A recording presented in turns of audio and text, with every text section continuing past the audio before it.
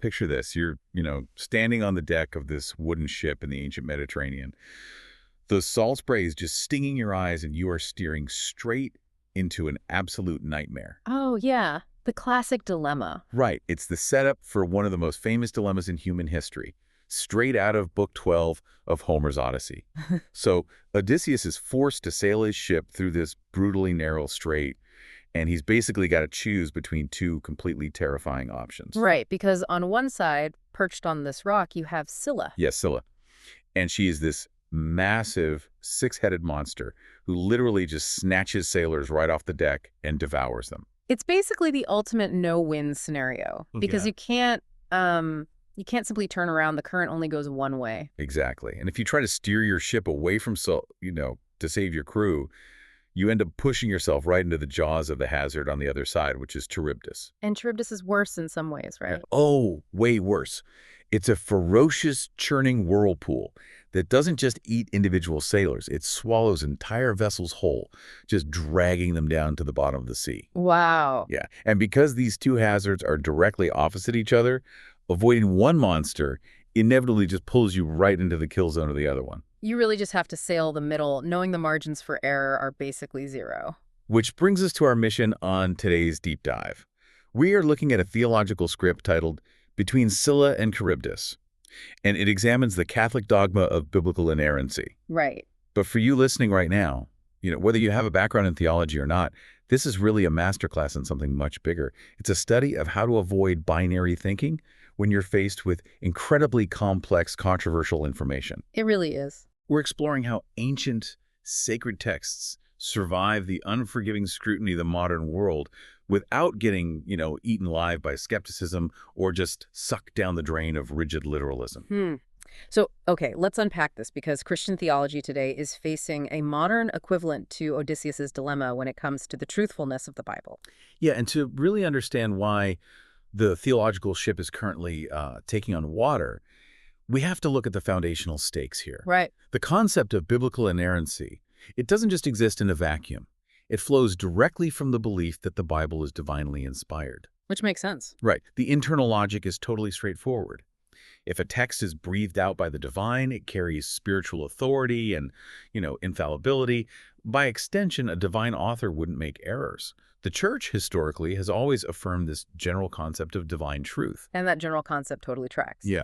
But the source material points out that inerrancy, as a really precise technical term, that's actually a relatively new invention. Yeah, and it seems to be causing just a massive headache for contemporary biblical scholars across the board. I mean, Catholic and Protestant alike. Oh, a massive headache. And the headache really stems from the demand for modern precision. Like, our contemporary definition of an error is incredibly clinical. Right.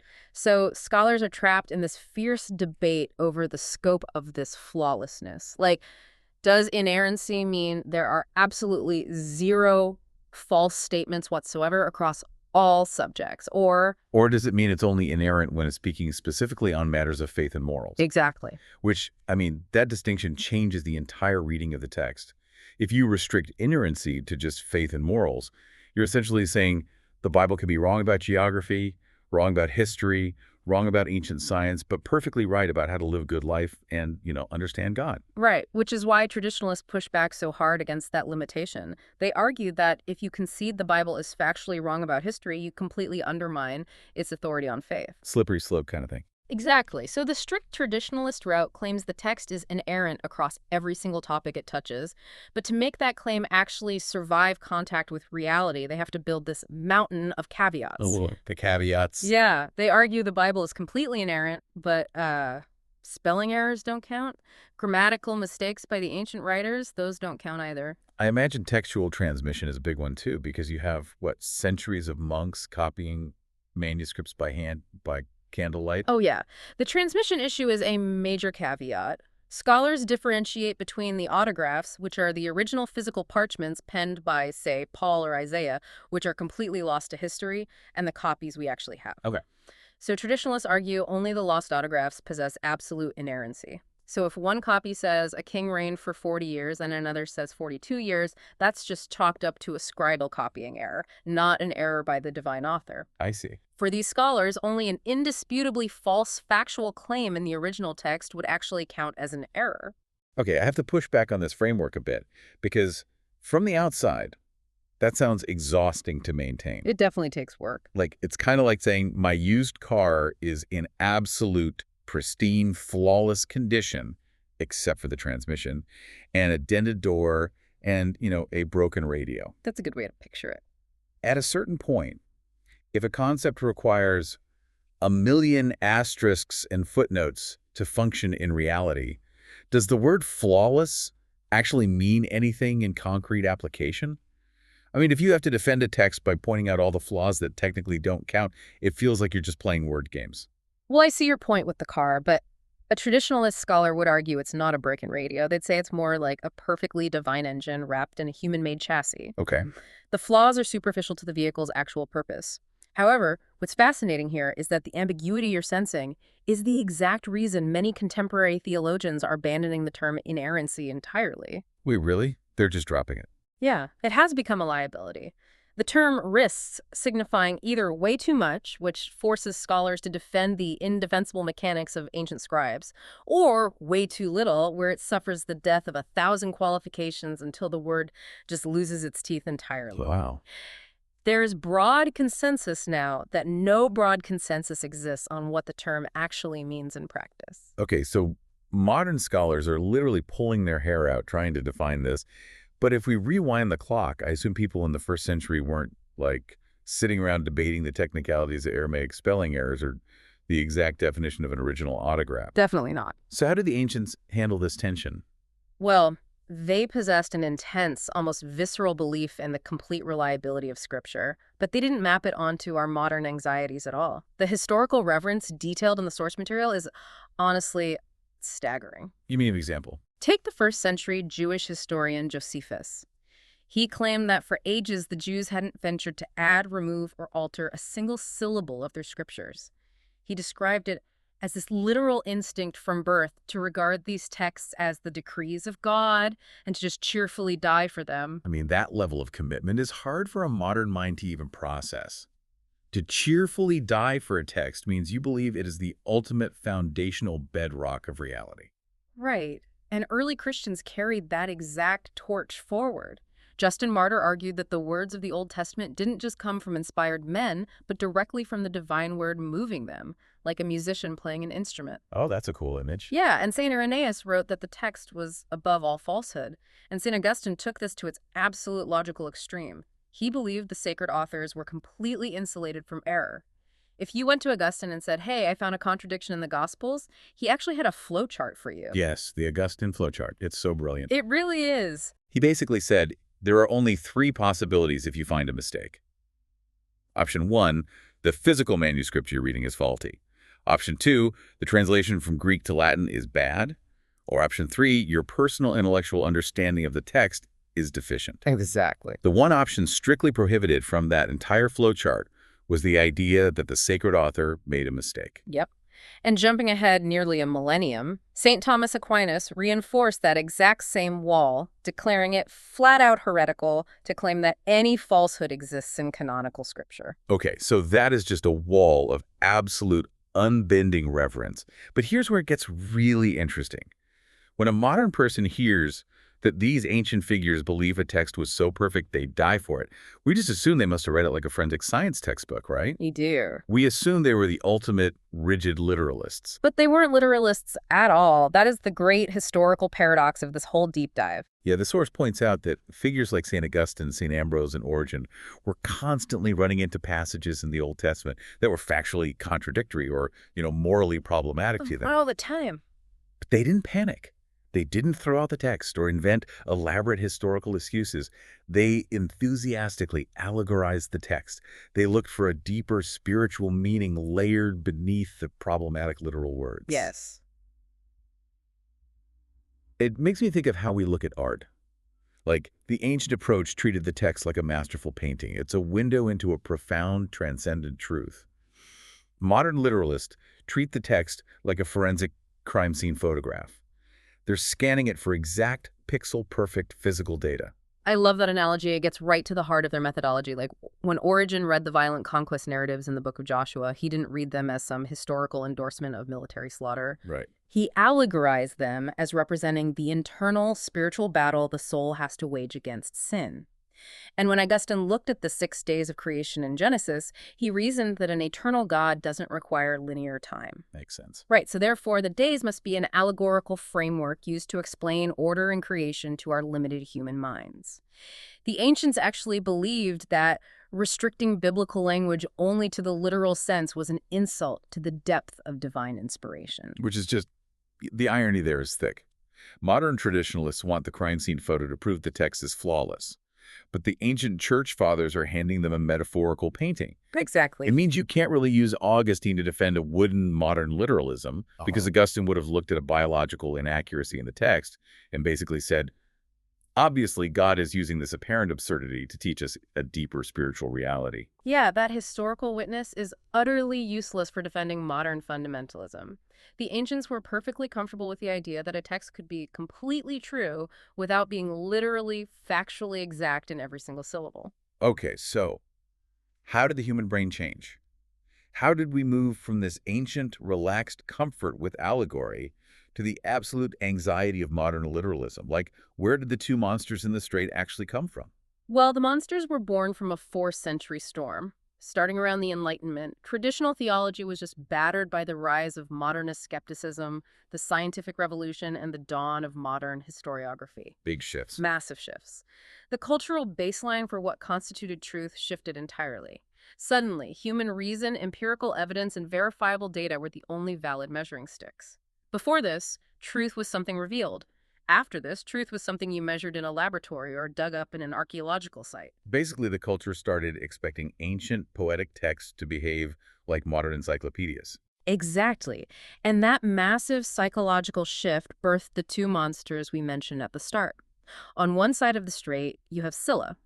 This represents secular skepticism, driven by what scholars call the historical critical method. Okay. Now, the historical critical method itself is just a tool. It involves analyzing ancient manuscripts, studying the linguistic shifts in biblical Greek or Hebrew, and comparing the Bible to surrounding ancient Near Eastern cultures just to understand its context. Which sounds incredibly useful for understanding history. Oh, it is useful. Yeah. But Scylla represents the aggressive, purely secular use of those methods, stripping away any possibility of the supernatural. I see. The source highlights a famous example from the late 20th century called the Jesus Seminar. This was a group of scholars who applied highly skeptical criteria to the Gospels. They would physically vote using color-coded beads to decide what they believed Jesus actually said versus what they thought the early church just invented later. Wait, like a voting system. A red bead meant Jesus definitely said it, and a black bead meant it was entirely fabricated. Exactly. And their underlying methodology assumed from the jump that miracles and divine intervention were just impossible. So naturally, their historical critical tools led them to conclude that much of Scripture is just culturally conditioned myth and legend. Wow. This is the monster of modernism. It strips away divine authorship completely. It reduces the Bible to a fragmented, flawed human document open to total corrosive doubt. So it basically eats the sacredness alive, just like Scylla snatching sailors off the deck. Right. So if you're a believer watching this happen, you panic. You steer the ship violently in the other direction. And that defensive reaction pulls you straight into the whirlpool of Charybdis. This represents the other extreme, which is evangelical-style fundamentalism. Okay. The source identifies this with the rise of Protestant fundamentalism in the early 20th century, which was largely a direct fight against Darwinism and modernism, and more recently, the strict view of inerrancy held by groups like the Southern Baptist Convention. So how does the whirlpool operate mechanically? It operates by minimizing or entirely ignoring the varied literary forms of the Bible. It forces ancient texts to make verifiable, modern scientific or historical claims. Like, if Genesis says the world flooded, Charybdis demands that modern geology must prove a literal global flood layer. Ah. When apparent contradictions arise, this mindset just dismisses them without deeper inquiry. It demands a rigid, surface-level perfection. It basically tries to defeat modern science by pretending the Bible is modern science. This totally highlights the psychological trap being set for you, the listener. Anytime you engage with a controversial topic today, it is a brilliant, terrifying, false dichotomy. Oh, absolutely. You are pressured by the broader culture to pick a side. Either you align with the skepticism of Scylla, completely dismantling a text until there's nothing sacred or authoritative left, or you defend it by sailing into Charybdis, right? Yeah. Locking your brain into an anti-intellectual literalism that refuses to acknowledge basic science, archaeology, or even the text's own literary genre. If we connect this to the bigger picture, leaning too far toward modernism destroys the text's sacred nature. You lose the divine revelation. But leaning too far toward fundamentalism creates a fragile, brittle system. You end up worshiping a forensic photograph that doesn't actually exist. And the moment a single pixel is proven historically inaccurate, the entire faith system just shatters. Which brings us back to Odysseus steering the ship. The source describes Catholic theology as the bark of St. Peter. So how did the Catholic framework navigate this impossible strait? Like, did they find a way through the middle, or did they get swallowed up by the debate? Well, the source argues they charted a very specific, deliberate middle course during the Second Vatican Council in the 1960s. They refused to surrender the supernatural elements to the modernists, but they also refused to retreat into the intellectual bunker of the fundamentalists. Also, The resolution they landed on hinges on one incredibly elegant sentence. They declared that Scripture teaches faithfully and without error the truth God wished to reveal for our salvation. okay, let's pause and synthesize that, because the truth God wished to reveal for our salvation is a very surgical phrase. It limits the scope of inerrancy without destroying the divine nature of the text. It shifts the focus entirely. If Jesus tells a parable and says the mustard seed is the smallest of all seeds on earth, a modern botanist can point out that there are actually smaller seeds, like orchid seeds. Right. The fundamentalist is forced to argue about ancient botany to defend the Bible's flawlessness. The Catholic middle course says it doesn't matter if it's botanically inaccurate. The truth God wished to reveal for our salvation is about the kingdom of heaven growing from small beginnings, not a scientific taxonomy of seeds. So what does this all mean for the architecture of the debate? The winning strategy here was accepting nuance. It required acknowledging that the Bible isn't a single book. It's an ancient library containing varied literary genres. You read apocalyptic literature differently than you read a historical chronicle or a song of praise. It meant accepting that historical critical methods have a legitimate, vital role in helping us understand the ancient human context of the authors. But it also meant insisting on a fundamental harmony between faith and reason. It's a total refusal to choose between intellectual honesty and supernatural faith. They insisted you can have both. And, it's important to note, as we map this out, we aren't here to declare the Catholic middle ground as the objective, undeniable truth for everyone. Nor are we trying to vilify the Jesus Seminar on the left or the Southern Baptist Convention on the right. Right. Our goal is to examine the mechanics of how human beings try to preserve ancient meaning in a modern world. We're looking at the architecture of how different viewpoints clash over the same source material. And this raises an important question that extends far beyond biblical theology. This debate connects directly to how you process information every single day. I'd encourage you to look at your own media consumption.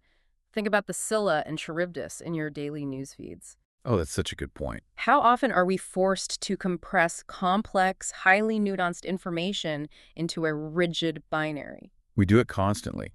I mean, we are pressured to decide instantly if a story is absolute, unquestionable, literal truth or complete fabricated fake news. There is no room for the messy middle. Nope. We read a highly subjective opinion piece as if it were a peer-reviewed scientific study, or we completely dismiss a deeply meaningful cultural narrative just because a few historical dates are fuzzy. We lose the painting entirely because we are aggressively searching for the crime scene photo. We demand absolute verifiable perfection from our information, and when we inevitably don't find it, we default to absolute corrosive skepticism. We let the monsters dictate our reality. It is the intellectual trap of our age. And I want to leave you with a final thought to mull over as you go about your day, applying this ancient theological dilemma right to the present moment. Think about the most brilliant minds of antiquity, people like St. Augustine, who would cheerfully die for the text they loved. If those thinkers so readily used allegory and nuance to resolve factual contradictions in their most sacred writings. What modern foundational documents are we completely misinterpreting today? Oh, wow. Think about a nation's constitution. Think about our cultural myths, our political platforms, or our historical narratives. Are we losing their deeper truth simply because we've lost the ancient art of allegorical, nuanced reading? That's a huge question. Have we trapped ourselves in a rigid literalism that the original authors would have actually found insulting? The next time you find yourself forced by the culture to choose between completely tearing an idea down with skepticism or blindly defending its every flaw, remember the straight, remember the six-headed monster on the rock, and remember the whirlpool churning into sea. You don't have to choose either. You just have to be brave enough to steer the nuanced course through the middle.